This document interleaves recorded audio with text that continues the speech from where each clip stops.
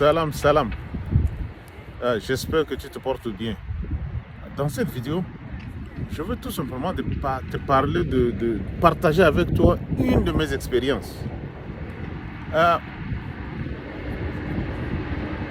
Je suis allé voir mon mentor et je lui ai posé la fameuse question que je veux aussi partager avec toi.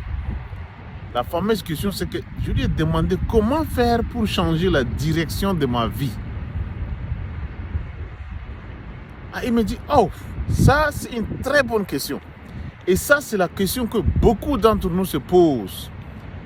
Si nous sommes dans une situation donnée, on arrive à un certain âge et qu'on n'arrive pas à voir un changement significatif dans notre vie, c'est la question fondamentale qu'on devrait se poser. Comment faire pour changer la direction de ma vie? Et il a été direct et catégorique et direct seulement sur moi. Donc je vais être aussi direct avec toi. Première des choses fondamentales à faire. Première des choses fondamentales à faire pour pouvoir changer la direction de ta vie, c'est de pouvoir faire ce qu'on appelle une auto-évaluation. Auto-évaluation personnelle. C'est-à-dire toutes les informations sur toi. Qu'est-ce que tu connais? Qu'est-ce que tu as? Qu'est-ce que tu veux faire? Qu'est-ce que tu connais? C'est-à-dire quelles compétences que tu as. Tu devrais avoir cette information-là. Tu devrais te connaître.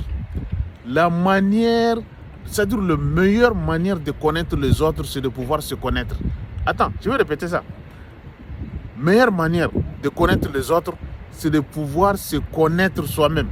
C'est-à-dire il faut que tu te connais au maximum pour pouvoir vraiment connaître les autres. Auto-évaluation, rien d'autre. Tu dois faire une auto-évaluation sérieuse et tu dois être sérieux avec toi-même. Si c'est des fautes, tu devrais signaler que c'est de ta faute. Si ce n'est pas de ta faute, tu devrais signaler que ce n'est pas de ma faute. Il faut que tu sois vrai. Tu t'évalues sur tous les comportements de ta vie.